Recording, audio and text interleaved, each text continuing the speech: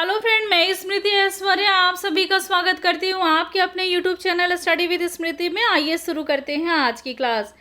आज की क्लास में मैं आप लोगों को प्रैक्टिस सेट 29 कराने वाली हूँ और इस प्रैक्टिस सेट 29 की खास बात ये है कि इसमें मैंने वैसे क्वेश्चन आंसर को शामिल किया है जो झारखंड की कला और संस्कृति से संबंधित है।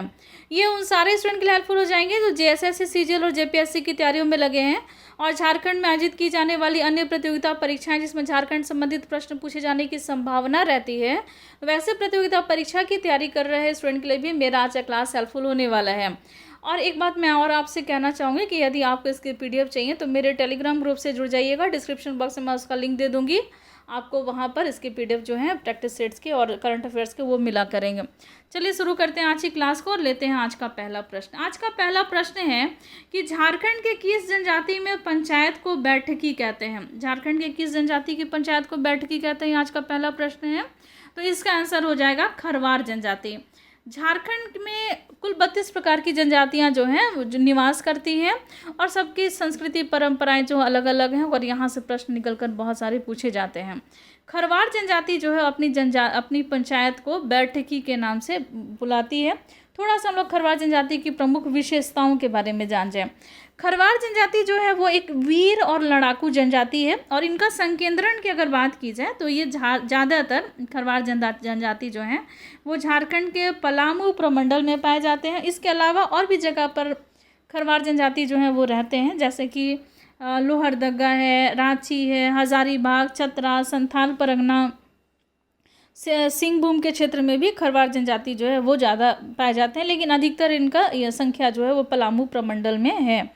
खरवार जनजाति जो है इसको अधिकांश विद्वान द्रविड़ प्रजाति की मानते हैं और अपने सत्य बोलने वाले गुणों के कारण ये काफ़ी पहचाने जाते हैं और अपने सम्मान के लिए सर्वस्व न्यौछावर करने के लिए तैयार होते हैं। इनके पुरोहित को बैगा कहा जाता है और इनके प्रमुख देवता जो होते हैं वो होते हैं सिंहबोंगा। अब हम लोग थोड़ा पंचायत के बारे में जान जाएं। इनकी पंचायत को बैठकी कहते हैं और 5 गांवों के पंचायत को पचौरा कहते हैं, 4 गांवों के पंचायत को चट्टी कहते हैं, 7 गांवों के पंचायत को सतौरा कहते हैं। और इनमें बहुत सारी त्यौहार जो है वो मनाई जाती है, जैसे सोहराई है, जितिया है, दुर्गा पूजा, दीपावली, रामनवमी, फागु, ये सभी जो है त्यौहार जो है इनमें मनाने का प्रचलन है। संडर ने खरवार को 6 उपजातियां बताई हैं। तो यहाँ से प्रश्न कैसे पूछे जा सकते हैं कि झारखंड में वो कौन सी जनजातियां हैं जो वीर और लड़ाकू जनजाति हैं, वो हो गया खरवार जनजाति।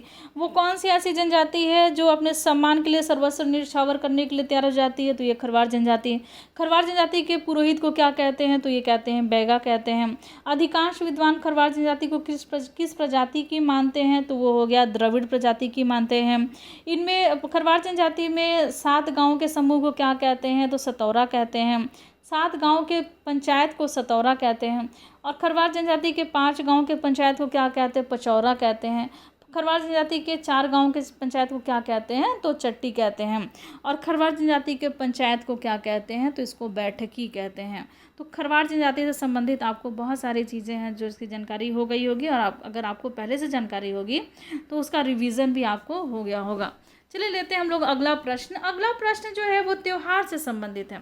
झारखंड में बहुत सारे अलग अलग तरह के त्यौहार मनाए जाते हैं और ये सभी अपने आप में कुछ विशेषताएं रखते हैं। बहुत ही अलग तरह के त्यौहार होते हैं जिससे झारखंड राज्य को अन्य राज्यों से अलग करते हैं। बहुत ही आश्चर्यचकित कर देने वाले त्यौहार होते हैं। बहुत सारे ऐसे त्यौहार जो पुरुष प्रधान त्यौहार होते हैं जिसमें केवल पुरुष ही भाग लेते हैं।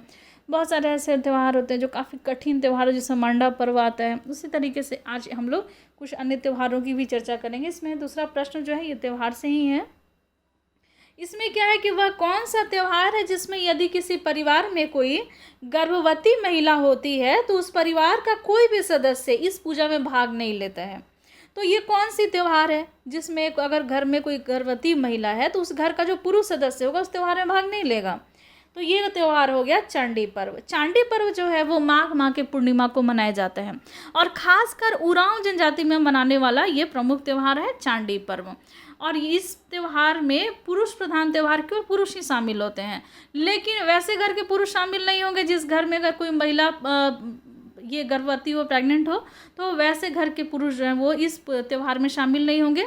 इस त्यौहार में होता क्या है, तो इसमें एक सफ़ेद मुर्गे और एक लाल मुर्गे की बलि चढ़ाई जाती है, उसका प्रसाद बनता है, फिर आपस में बांट करके ये लोग खाते हैं। और पुरुष ही प्रधान, ये मतलब पुरुष ही इसमें भाग लेते हैं, महिलाएं इसमें भाग नहीं लेती हैं।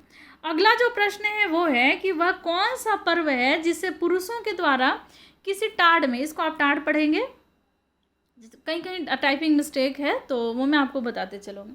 वो कौन सा पर्व है जिसे पुरुषों के द्वारा किसी टाड़ में मनाया जाता है?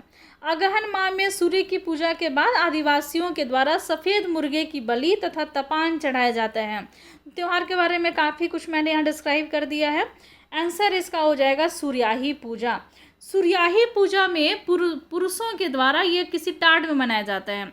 और अगहन माह में सूर्य की जब पूजा कर ली जाती है उसके बाद आदिवासियों के द्वारा क्या किया जाता है, सफ़ेद मुर्गे की बलि दी जाती है और तपान चढ़ाया जाता है। और जो मुर्गे की बलि दी जाती है तो चावल मिला करके इस मुर्गे की खिचड़ी पकाया जाता है और फिर बाद में इसको प्रसाद के रूप में वितरित किया जाता है और दोना में हड़िया दिया जाता है, उसको भी लोग प्रसाद के रूप में ग्रहण करते हैं। और ये कौन सी त्यौहार है, तो ये हो गया सूर्याही पूजा।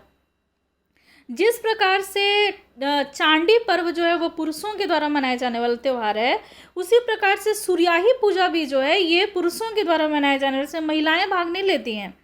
और अगला जो प्रश्न है वो है बीड़ियों पैर खिचड़ी किसका प्रकार है? जैसा मैंने आप लोगों को बताया है कि वस्त्र, आभूषण, वाद्य यंत्र, यहाँ से भी प्रश्न पूछे जाएंगे और मैंने इसके क्लास भी ले रखे हैं ऑलरेडी, तो मैंने सोचा कि यहाँ से भी प्रश्न निकाल करके आपसे पूछा जाए। तो बीड़ियों पैर खिचड़ी किसका प्रकार है? ये साड़ी का प्रकार होता है। किस तरीके की साड़ी?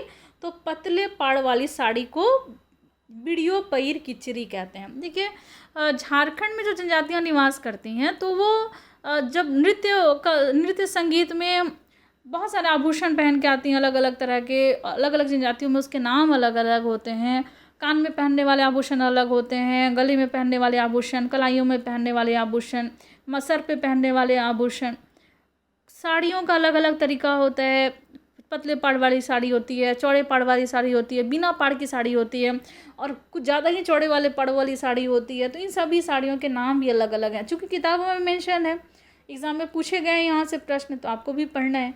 तो देखिए मैं आपको बताऊंगी कि बीड़ियों पैर खिचड़ी किसका प्रकार है। तो ये पतले पाड़ वाली साड़ी का प्रकार है बीड़ियों पैर खिचड़ी। अगला प्रश्न जो है ये वस्त्र और ये आभूषण से संबंधित है। आभूषण, तो ये प्रश्न क्या है, तो चंदवा, खंबिया, हसली, ठोसा, पून, बुंडिया, सिकरी, ये किसके प्रकार है?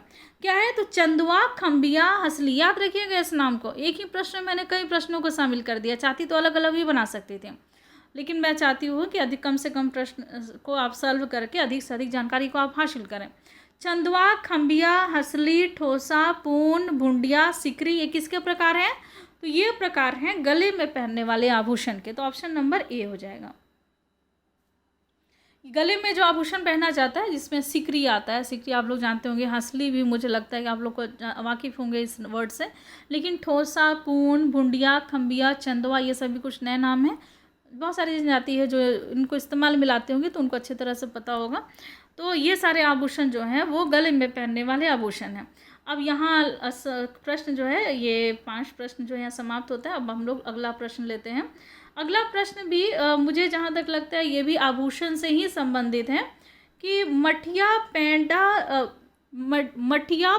झुटिया, कतरी, पेशर, टैया किसके प्रकार हैं? तो ये सभी जो हैं ये तांबे के भारी आभूषण के प्रकार हैं। कौन कौन से? तो मठिया, पैड़ा, झुटिया, कतरी, पेशर, टैया, ये सभी तांबे के भारी आभूषण के प्रकार हैं। ना तो ये लोहे के बर्तन हैं, ना तो ये बांस के सामान है, ना तो साड़ियों के प्रकार हैं। नाम आप याद रखिएगा, मठिया, पैड़ा, झुटिया, कतरी, पेशर, टैया, ये सभी जो है तांबे के आभूषण हैं।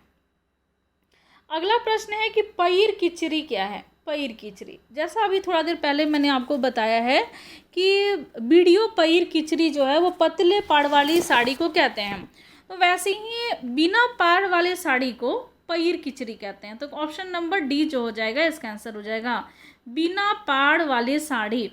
पैर खिचड़ी क्या है? तो बिना पाड़ वाले साड़ी को पैर खिचड़ी कहते हैं। नेक्स्ट प्रश्न भी इसी से संबंधित है कि जोल्हा पैर खिचड़ी निम्न में से किसके प्रकार हैं? जैसे आपने अभी तक पढ़ा, मैं आप लोगों को बता दूं, बीड़ियों पैर किचरी, पतले पाड़ वाली साड़ी, पैर किचरी बिना पाड़ वाले साड़ी, और जोल्हा पैर किचरी जो है वो पर्याप्त चौड़े पाड़ वाली साड़ी को। जैसे कि एक साड़ी है ये, और इस साड़ी में अगर बहुत चौड़ा मतलब पाड़ बना हुआ है, तो ये साड़ी को क्या कहेंगे कि जोल्हा पैर किचरी कहेंगे, जिसमें ज़्यादा चौड़ा पाड़ बना रहता है वैसे साड़ी को। तो यहाँ थोड़ा सा टाइपिंग मिस्टेक है, आप सही कर लेंगे, पर्याप्त चौड़े यहाँ होगा, पर्याप्त चौड़े पाड़ वाली साड़ी को जोल्हा पैर किचरी कहते हैं। अगला जो प्रश्न है वो है झीका क्या है। देखिए ऐसे प्रश्न जो हैं जेपीएससी में पूछे जा चुके हैं। जैसे खोंगसो क्या है। खोंगसो जो होता है वो बाल संवारने या हेयर पिन का एक प्रकार होता है, बाल में लगाने वाला एक आभूषण होता है, उसको खोंगसो कहते हैं, और यहाँ से प्रश्न पूछे जा चुके हैं। तो मैंने सोचा कि आभूषण से प्रश्न इस तरीके से पूछे जाते हैं जो काफ़ी कन्फ्यूज़न क्रिएट करते हैं, बहुत लोग तो इसको पढ़े भी नहीं होते, तो वैसे प्रश्नों को लेकर के आऊँ। तो देखिए झींका क्या है। तो झींका भी बाल संवारने वाला एक आभूषण है, बाल में लगाने वाला एक आभूषण है झींका। थोड़ा सा हम लोग इसके बारे में और भी जान लें। झींका, खोखरी, खोंगसो, सुर्रा खोंगसो, चोरो, चिल्पो, ये सभी जो है बाल संवारने के लिए हेयर पिन है। मैं एक बार और नाम आपको बता देती हूँ, आप याद कर लीजिए, आप इसको नोट डाउन कर लीजिए। झींका, खोखरी, खोंगसो, सुरा खोंगसो, चीरो, चिल्पो, ये सभी जो हैं बाल संवारने के लिए हेयर पिन हैं, जो कि महिलाएं जो हैं जब वो नृत्य करती हैं या संगीत में ये सभी आभूषण जो है उसको धारण करती हैं। नेक्स्ट प्रश्न जो है वो वाद्य यंत्र से संबंधित है। वाद्य यंत्र, चोड़ चोड़ी किस प्रकार का वाद्य यंत्र है। तो जो चोड़ चोड़ी वाद्य यंत्र है वो पीट कर बजाया जाने वाला वाद्य यंत्र है, जिसको पीट कर बजाया जाता है। देखिए वाद्य यंत्र कई तरह के होते हैं। कुछ वाद्य यंत्र होते हैं जिसमें तार लगा रहता है, कुछ वाद्य यंत्र जिसको फूंक कर बजाए जाते हैं, जैसे कि मुरली हो गया, बांसुरी हो गया, सहनाई हो गया। लेकिन कुछ ऐसे वाद्य यंत्र होते हैं जिसको पीट कर बजाया जाता है, जैसे मांदर हो गया, ढाक हो गया, ढोलक हो गया। उसी तरीके से चोड़ चोड़ी भी जो होता है उसको पीट कर बजाया जाता है, चोड़ चोड़ी वाद्य यंत्र को। कुछ और भी हम लोग वाद्य यंत्र के बारे में जानेंगे अगले प्रश्न में। देखिए अगला प्रश्न है कि कड़दुत्तू क्या है। कड़दुत्तू या कड़दूत ये क्या है। तो क्या है, ये एक प्रकार का वाद्य यंत्र है या आभूषण है या चित्रकला है या नृत्य कला, ऐसे प्रश्न बहुत पूछे जाते हैं। तो कड़दूत क्या है, तो यह एक प्रकार का वाद्य यंत्र है। किस तरीके का यह वाद्य यंत्र है कड़दूतू। तो ये देखिए जिस तरीके का बांसुरी या मुरली होता है, मुंह से जो फूंक करके बजाया जाता है, फूंक कर बजाया जाने वाला यह यंत्र है। शेखर यंत्र भी इसको कहते हैं। तो फूंक कर बजाए जाने वाले यंत्र जो हैं वो है कड़दुत्तू। और भी कुछ ऐसे वाद्य यंत्र हैं जिसको फूंक कर बजाया जाता है, जैसे बांसुरी हो गया, मुरली हो गया, मोहन बांसी, भेर, नरसिंघा, सहनाई, शंखवा, कुड़दुत्तू, तिरियो, शंख और तुमड़ी, ये सभी जो हैं वो फूंक कर बजाए जाने वाले यंत्र हैं। तो यहाँ पर ये प्रश्न का भी जितना ये समाप्त हुआ। फिर हम लोग अगला प्रश्न लेते हैं। अगला प्रश्न भी है, हमको लगता है ये भी वाद्य यंत्र से ही है, कि निम्न में से कौन सा तार यंत्र है। तार यंत्र जिसमें तार लगा रहता है और इसको खींचकर या उसको दबा करके जब छोड़ते हैं तो उसमें से आवाज़ निकलता है। तो इसमें बताना है कि निम्न में से कौन सा तार यंत्र है। ऑप्शन नंबर ए है भुआड़, ऑप्शन नंबर बी है तिरिया, ऑप्शन नंबर सी है रामकाठी, ऑप्शन नंबर डी है सोईखो। तीन में से कौन सा तार यंत्र है, तो ये है भुआड़। भुआड़ जो है वो एक तार यंत्र है। और भी बहुत सारे तार यंत्र हैं, कुछ नाम आपको मैं बता देती हूँ, जैसे सारंगी हो गया, बनम हो गया, इशराजा, तीन तारा, एक तारा, गोपी यंत्र, टोहिला, भुआड़ जिसमें जो कि प्रश्न मैंने शामिल किया है ये। तो ये सब केंद्रा, ये सभी जो हैं एक तार यंत्र है, इसमें तार लगे रहेंगे। अगला जो प्रश्न है कि निम्न में से कौन सा एक पीट कर बजाया जाने वाला वाद्य यंत्र है। तो सारंगी, बनम, ईशराज और सोईखो, इसका आंसर हो जाएगा सोईखो। सोईखो जो वाद्य यंत्र है इसको पीट कर बजाया जाता है। सारंगी ये तार यंत्र है, बनम ये तार यंत्र है और ईशराज ये भी तार यंत्र है, लेकिन पीट कर बजाया जाने वाला यंत्र कौन सा है, तो ये हो गया सोईखो। अगला प्रश्न है कि पीपर पत्ता और ठिप्पी, यहाँ ठिप्पी होगा, इसको आप ठिप्पी पढ़ेंगे। पीपर पत्ता और ठिप्पी निम्न में से किसका प्रकार है। तो इसमें आंसर हो, कुछ ऑप्शन में पढ़ के सुना देती हूँ, फिर आपको थोड़ा सा और जागरूकता होगी समझने की। कान में पहनने वाले आभूषण, बाल में पहनने वाले आभूषण, हाथ में पहनने वाले आभूषण, गले में पहनने वाले आभूषण। इसका आंसर हो जाएगा कान में पहनने वाले आभूषण। पीपर पत्ता और ठिप्पी ये कान में पहना जाता है, कुछ और भी कान में पहनने वाले आभूषण हैं, जैसे तरकुला हो गया, कर्णफूल हो गया, बिड़ियो, ठिप्पी, कनौसी, लौंग फूल, तरपत, पीपर पत्ता, ये सभी कान में पहनने वाले आभूषण हैं। अगला प्रश्न है कि निम्न में से कौन सा आभूषण हाथ में पहनने वाला है जिसे पुरुषों के द्वारा धारण किया जाता है। देखिए, महिला और पुरुष दोनों ही बहुत सारे नृत्य जिसमें शामिल होते हैं, तो पुरुष भी आभूषण पहनते हैं। हाँ, कलाई में पहनने वाला आभूषण है, सर पे पहनने वाले आभूषण है, तो ये अलग अलग इनके आभूषण हैं। तो इसमें कौन सा ऐसा आभूषण का क्रम है जिसको पुरुष जो है वह हाथ में पहनते हैं या कलाई में पहनते हैं। तो ये होगा राली, घूंघर, सिल्ली और बाइकल। ये सभी पुरुषों के द्वारा हाथ में कलाई में पहनने वाले आभूषण हैं, राली, घूंघर, सिल्ली और बाइकल। अगला प्रश्न जनजाति से है कि बिरहोर और कोरवा लोगों में बिरहोर और कोरवा लोगों में परिवार के समूह को क्या कहा जाता है। तो इसको टंडा कहा जाता है। गितियोड़ा, घुमकड़िया और गोल्टू, ये सभी जो हैं ये युवाग्री के प्रकार हैं। टंडा जो होता है ये बिरहोर और कोरवा परिवार समूह, इसको में परिवार समूह को टंडा कहते हैं। थोड़ा सा हम लोग बिरहोर और कोरवा जनजाति के बारे में जान ले। कोरवा जनजाति जो है वो झारखंड की आदिम जनजातियों में आती है। किसमें? तो ये आदिम जनजातियों में आती है कोरवा जनजाति, और ये कोलेरियन जनजाति इसको माना जाता है। और ये जनजाति जो है वो मुख्य रूप से पलामू, गढ़वा, लातेहार, गुमला जिले में ये पाई जाती है। और इनकी 2 उपजातियां हैं। कौन कौन सी हैं? तो पहाड़ी कोरवा और डिहारिया कोरवा या डिहा कोरवा। और इस जनजाति के पंचायत को मयारी या भयारी कहते हैं। और इसके प्रमुख देवता जो होते हैं वो सिंह बोंगा होते हैं, और इसके प्रमुख पुजारी जो होते हैं वो बैगा कहलाते हैं। जैसे कि खरवार जनजाति में मैंने आपको बताया कि उनके प्रमुख देवता सिंह बोंगा होते हैं और उनके प्रमुख पुजारी बैगा कहलाते हैं, वैसे ही कोरवा जनजाति के भी जो प्रमुख देवता हैं वो सिंह बोंगा हैं, पुजारी को बैगा कहते हैं। और इनके में प्रमुख त्यौहार कर्मा त्यौहार होता है। कर्मा ये लोग बहुत धूमधाम से मनाते हैं, और इनमें सर्प पूजा का भी काफ़ी प्रचलन होता है।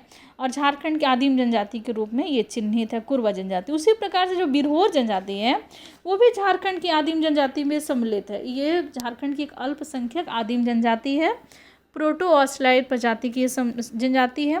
और ये मुख्यतः हजारीबाग, चतरा, कोडरमा, बोकारो, गिरिडीह, रांची, सिमडेगा, गुमला, लोहरदगा, पश्चिमी सिंहभूम, सरायकेला खरसावां, गढ़वा, लातेहार, धनबाद, इन सभी जगहों पे पाई जाती है। यानी कि झारखंड के अधिकतर क्षेत्र में बिरहोर जनजाति जो है वो है पाई जाती है। इनकी बोली जो होती है वो बिरहोरी होती है। और इनके भी 2 वर्ग में विभाजित होते हैं। एक तो होता है उथलू या भूलिया, जबकि दूसरा जो होता है वो जांघी या थानिया होता है। इनके प्रमुख देवता सिंह बोंगा होते हैं। जैसे कोरवा के देवता सिंह बोंगा, कोरवार के देवता सिंह बोंगा, वैसे ही बिरहोर के भी देवता सिंह बोंगा। और देवी माई भी इसकी प्रमुख देवता में होती हैं। और इसमें बहुत सारे विवाह का अलग अलग प्रचलन है, जैसे कि नाम नपंग बापला, उदरा उदरी बापला, बोलो बापला, ये सभी विवाह के प्रकार हैं। सिपुंद्रू, सांगा, हिरूम, खिरिंग जवाई, गोलट, बेंग कढ़ी और सदर बापला, ये सभी विवाह के प्रकार हैं जो कि बिरहोर जनजाति में किए जाते हैं। और इसमें भी गितियोड़ा का मतलब युवागृह का प्रचलन, जिसको गितियोड़ा कहते हैं। और ये अपने आप को सूर्यवंशी भी कहते हैं। बिरहोर जनजाति खुद को सूर्यवंशी भी कहते हैं। आपने कोरवा और बिरहोर के बारे में कुछ चीज़ें जानी। अब हम लोग अगला प्रश्न लेते हैं। अगला प्रश्न है कि संथाल जनजाति में युवागृह को क्या कहा जाता है। तो संथाल जनजाति में युवागृह को माफ़ कीजिएगा गोल्टू या घोटलू के नाम से इसको जाना जाता है। गोटलू या घोटलो। संथाल जनजाति के युवागृह को क्या कहते हैं? गोटलू या घोटलू। गितियोड़ा कहते हैं मुंडा जनजाति के युवागृह को। घुमकड़िया, माफ़ कीजिएगा धूमकड़िया, मैं इसको घुमकड़िया पढ़ती थी, गलती था। धूमकड़िया जो होते हैं ये होते हैं उरांव जनजाति का जो युवागृह है उसको कहते हैं। और संथाल जनजाति के युवागृह को क्या कहेंगे? तो संथाल जनजाति के युवागृह को कहेंगे गोटलू या घोटलू। अब हम लोग लेते हैं अगला प्रश्न। अगला प्रश्न जो है वो भी कला और संस्कृति से ही है, लेकिन ये जनजाति से, झारखंड की जो जनजातियां हैं उनके परंपराओं से है। ये प्रश्न है कि निम्न में से किस जनजाति की महिलाएं धान नहीं बोती हैं? छप्पर चढ़ना या छाना इनके लिए निषिद्ध है। तो मुंडा जनजाति की जो महिलाएं हैं वो धान नहीं बोती हैं, और इनका छप्पर पे चढ़ना और छप्पर को छाना ये इनके लिए निषिद्ध होता है। तो थोड़ा सा हम लोग मुंडा जनजाति के बारे में भी जान लें ताकि आप लोगों का रिवीजन होता चले। देखिए, झारखंड की ये तीसरी बड़ी जनजाति है मुंडा जनजाति। पहली कौन सी है? तो ये है संथाल जनजाति। दूसरी कौन सी बड़ी जनजाति है? वो है उरांव। तीसरी जनजाति जो होती है वो होती है मुंडा जनजाति। मुंडा जनजाति प्रोटोऑसिलाइट समूह की है और इनका जो मुख्य निवास स्थान है वो रांची जिला में ज़्यादातर संख्या में मुंडा जनजाति जो है वो निवास करती है। लेकिन रांची के अतिरिक्त भी अन्य जगहों पर भी मुंडा जनजाति, जैसे कि गुमला हो गया, सिमडेगा हो गया, पश्चिमी सिंहभूम हो गया, सरायकेला खरसावां हो गया, यहाँ पर भी इनकी अच्छी खासी संख्या होती है। फिर तमाड़ क्षेत्र में रहने वाले मुंडा को तमाड़िया मुंडा और पातर मुंडा के नाम से जाना जाता है और ये अपने गोत्र को कीली कहते हैं। इनके गोत्र कौन होते हैं? कीली। स्वयं को होड़ो को कहते हैं और अपनी भाषा को होड़ो जगर कहते हैं और मुंडारी भाषा बोलते हैं लेकिन अपनी भाषा को होड़ो जगर कहते हैं। इनके युवा गृह को गीती होड़ा कहते हैं और ये युवा गृह में प्रशिक्षण दिया जाता है, गुरुकुल की तरह होता है। मुंडा जनजाति के जो युवक और युवतियाँ होती हैं यहाँ वहाँ पर जाते हैं और प्रशिक्षण लेते हैं अपने जनजाति से संबंधित। और इनमें जो मुंडा जनजाति जो होती है इसमें महिलाएं जो होती हैं वो धान नहीं बोती हैं, छप्पर नहीं छाएंगी और छप्पर पे नहीं चढ़ेंगी, ये इनमें निषिद्ध होता है। और ये बहुत सारी चीज़ें हैं जो मैंने आप लोगों को पढ़ा रखा है मुंडा जनजाति से संबंधित, जिनके प्रमुख 3 स्थल होते हैं, सरना, अखड़ा और शशान। सरना जो होता है वो जहाँ पर मतलब जो पूजा का स्थान होता है उस पूजा स्थल को सरना कहते हैं। अखड़ा जहाँ पर पंचायत की व्यवस्था की जाती है, नृत्य संगीत का आयोजन किया जाता है या फिर सामूहिक नृत्य संगीत या फिर पूजा पाठ भी वहाँ होते हैं अखड़ा में। शशान जो होता है वो पूर्वजों का आत्मा का स्थल होता है शशान। तो ये सभी कुछ इंपॉर्टेंट बातें हो गई जो मुंडा जनजाति से होंगी। अब हम लोग लेते हैं अगला प्रश्न। अगला प्रश्न है कि वो कौन सा क्षेत्र है झारखंड में जिसकी मान्यता यह है कि यही रामायण काल का पंपापुर है। रामायण काल का एक पंपापुर है। तो यहाँ से संबंधित ये फैक्ट है कि झारखंड में वो कौन सा जगह है जो रामायण काल का पंपापुर कहलाता है। यहाँ पर वनराज बाली और सुग्रीव की राजधानी थी। तो इसका आंसर हो जाएगा पालकोट। झारखंड का जो पालकोट है वो झारखंड के पश्चिमी क्षेत्र में है ये। यहाँ पर वनराज बाली और सुग्रीव की ये राजधानी रही है पंपापुर के नाम से और रामायण काल का ये पंपापुर है। थोड़ा सा हम लोग इसके बारे में और चीज़ जाने। इस पंपापुर में यानी कि पालकोट में बहुत सारी गुफाएं हैं और एक तालाब भी है यहाँ पर जिसको पंपासर कहा जाता है इस तालाब को। अगला जो प्रश्न है वो भी पर्यटन स्थल से ही है कि वो कौन सा स्थान है जो सिमडेगा के कैराबेड़ा गांव में स्थित है और ऐसी मान्यता है कि भगवान राम अपने वनवास के काल में यहाँ पर निवास किए थे। तो झारखंड का वो कौन सा स्थान है जहाँ जो सिमडेगा के कैराबोड़ा गांव में है और यहाँ संबंधित ऐसी मान्यता है कि भगवान राम अपने वनवास काल में यहाँ पर निवास किए थे। तो ये हो गया राम रेखा धाम। राम रेखा धाम कहाँ पर है? तो ये सिमडेगा में है। अगला प्रश्न असुर जनजाति से है। असुर जनजाति अपने सुबह के खाने को क्या कहते हैं? सुबह में ये लोग जो खाना खाते हैं उसको क्या कहते हैं? तो सुबह के खाने को कहते हैं लोलो छोटो झुमको। क्या कहते हैं सुबह के खाने को? तो ये लोग कहते हैं लोलो छोटो झुमको। तो आज के क्लास में आपने जाना कुल 21 क्वेश्चन आंसर जो झारखंड की कला और संस्कृति से संबंधित है। बहुत ही ज़्यादा इंपॉर्टेंट ये सारे क्वेश्चन आंसर थे। उम्मीद है कि आपको पसंद आया हो। कमेंट बॉक्स में कमेंट जरूर कीजिएगा। और नेक्स्ट क्लास से मैं झारखंड के करंट अफेयर स्टार्ट कर रही हूँ। इसके प्रैक्टिस सेट मैं स्टार्ट कर रही हूँ। अधिक से अधिक क्वेश्चन आंसर मैं कराने की कोशिश करूँगी और यदि संभव होगा तो उसका डिस्क्रिप्शन भी मैं बताऊँगी। करंट अफेयर के प्रैक्टिस सेट अब स्टार्ट हो जाएंगे और करंट अफेयर के वीकली क्लासेस तो चल ही रहे हैं, अब करंट अफेयर के भी क्लास चलेंगे। ऐसी संभावना जताई जा रही है जैसे कि मुझे और लोगों से या फिर बहुत सारे लोगों से पता चल रहा है कि अगस्त में एग्ज़ाम के नोटिफिकेशन आ सकते हैं जेपीएससी के, संभावना है। तो ऐसे मैं हमेशा आप लोगों से कहती हूँ कि आप लोग अपनी तैयारी हमेशा रखिए और कि कभी भी नोटिफिकेशन आ सकता है। और अब तो चांसेस थोड़े से लग रहे हैं कि अगस्त माह में आ जाएगा, कहीं अगस्त नहीं तो सितंबर में आ ही जाएगा। और मैं भी अब क्लासेस को स्टार्ट कर रही हूँ। प्रैक्टिस सेट्स के क्लास के लिए मैं सोच रही थी कि एक अलग से चैनल बनाऊँ जहाँ पर मैं आप लोगों को प्रैक्टिस सेट देती रहूँ और एक चैनल जो होगा जो केवल आपके क्लासेस के लिए होगा जिसमें मैं डिस्क्रिप्टिव फॉर्म में आप लोगों से क्लासेस लूँगी। तो आज की क्लास में बस इतना ही। मिलते हैं नेक्स्ट क्लास में। लेते हैं आपसे विदा। धन्यवाद।